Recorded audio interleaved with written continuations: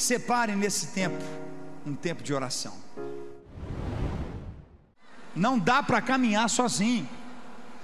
Sozinho nós temos uma força e temos uma maneira, mas precisamos andar juntos, caminhar uns com os outros.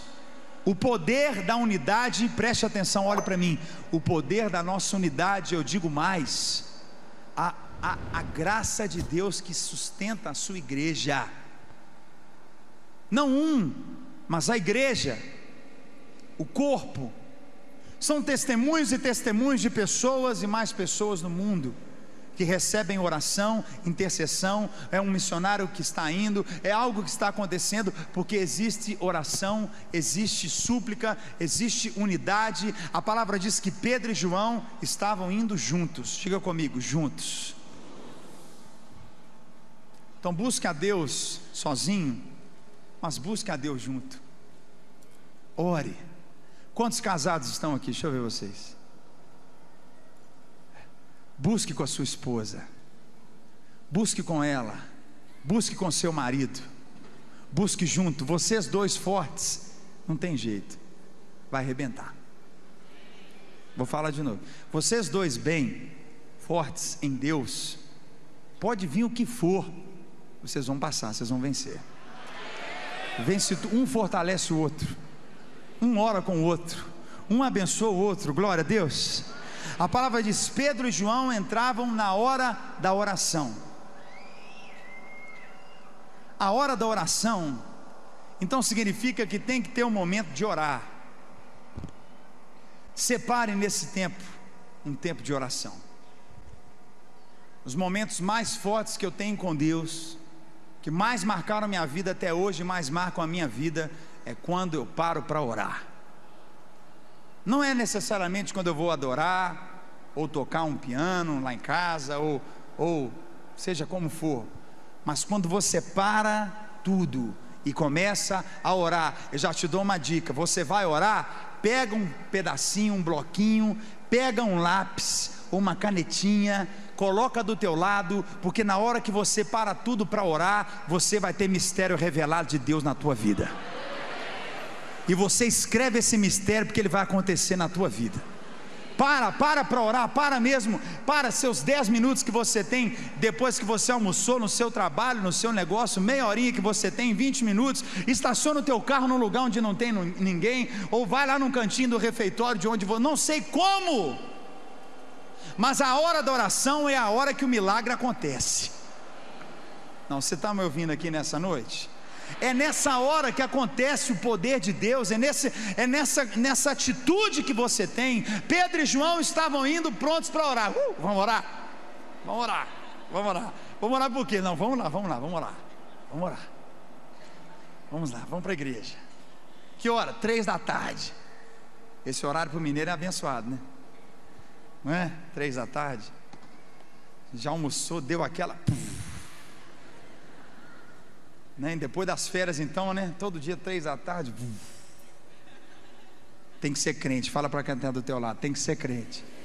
Orar 3 da tarde depois do almoço, tem que ser crente. Eles eram muito crentes. Foram orar. Pega esse bloco, querido, escuta, escreve. Eu me lembro, eu e Cassiane, uma vez nós tivemos com o pessoal de oração. Acho que a gente tinha uns 6 meses de casado, não, 1 ano, acho que 1 aninho de casado mais ou menos. Fomos participar de uma reunião de oração com algumas pessoas de Deus, nunca tinham nos visto, nós nunca tínhamos visto eles de outro país, e vieram orar conosco. Quando eles foram orar, eles falaram assim: vamos orar juntos aqui um pouquinho? Aí até a Ana Paula estava junto, falou assim: você pega um pedaço de papel, escreve aquilo que a gente está orando, por favor, que a gente vai orar por eles, e você escreve, porque tudo que a gente vai orar aqui vai acontecer, eles não podem esquecer. Talvez você está esquecendo de coisas que Deus falou na tua vida. Você vai orar essa semana, Ele vai trazer de volta, mas agora você vai escrever.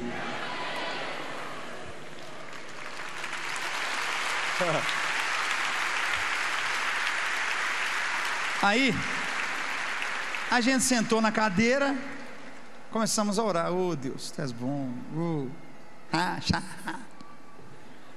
E fomos orando, falando com o Senhor, e Deus foi trazendo, o Espírito Santo foi movendo. Diga: eu tenho o Espírito Santo dentro de mim. Eu sou o templo do Espírito Santo. E naquele dia nós começamos a orar juntos ali, e eles foram falando tanta coisa, e muitas delas já aconteceram na minha vida. Coisas que a gente olha às vezes um para o outro e a gente fica impressionado, porque é como se fosse um retrato. Tirou uma foto, a gente olha e fala: como pode? Há praticamente 10 anos Deus trouxe tudo aquilo que está acontecendo. Então diga comigo: eu preciso orar. Querido, muita oração, muito poder. Pouca oração, pouco poder. E o poder de Deus flui na oração. E a palavra diz claramente aqui para nós: eles estavam indo para a igreja. Diga: na igreja. Na igreja eu preciso entrar. Eles chegando na igreja, eles encontram uma pessoa que era paralítica desde nascença. A nossa nação é uma nação tradicionalmente católica, apostólica, romana. É da cultura da nossa nação, a pessoa não vai na igreja católica, não lê a Bíblia, não vai na missa, faz nada. Aí perguntou: qual a sua religião? Sou católico. Aí você pergunta: você leu a Bíblia hoje? Não, não leu. Leu, poucos leem. E quem está lendo, está acontecendo uma revolução linda na igreja católica, é muito lindo, né? Quem está aqui essa noite, você vem do catolicismo? Levanta a sua mão. Olha que bênção, né? Você leu a Bíblia também, né? É uma bênção. E todos são uma bênção, né? Deus está trabalhando na vida de todo mundo. Todos nós estamos sendo trabalhados. Jesus não falou na Bíblia que o batista ia para o céu e que o presbiteriano ia para o céu, né? Ou seja lá o que for outro. Ele disse: quem crê em mim, for batizado, será salvo. Então tem que acreditar no Senhor de verdade. Tem muita gente que também fala que é crente, né? Então tem que ser verdadeiro, tem que ser de coração. E aqui a Bíblia diz que havia esse homem paralítico, olha para mim, desde a sua infância. Muitas pessoas se convertem da tradição religiosa na sua vida quando ela se desvincula de um laço familiar. Preste atenção no que eu vou te dizer, olha aqui.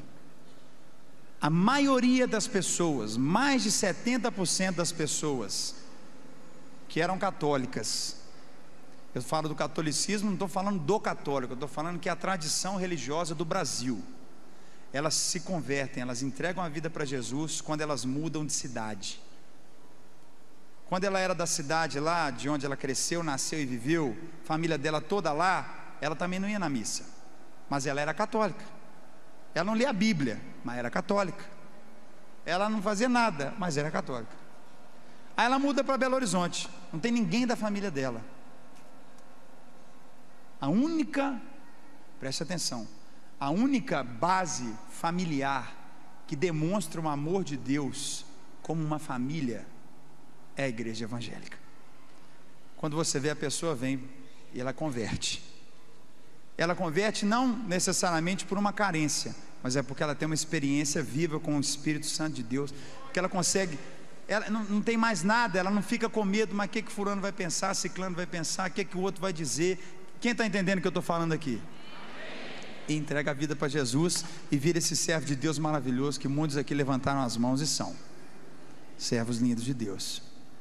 Mas o que eu quero dizer nessa noite é que o poder de Deus, seja qual for uma base que o diabo tenha na nossa vida, algum mal que existe em nós desde a nossa nascença, nosso nascimento, o poder da oração quebra.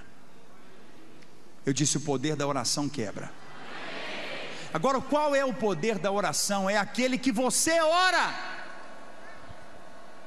Porque nós temos que tomar um cuidado para não sermos uma geração que é a geração que vai para a igreja para receber a oração. Quem está ouvindo essa noite?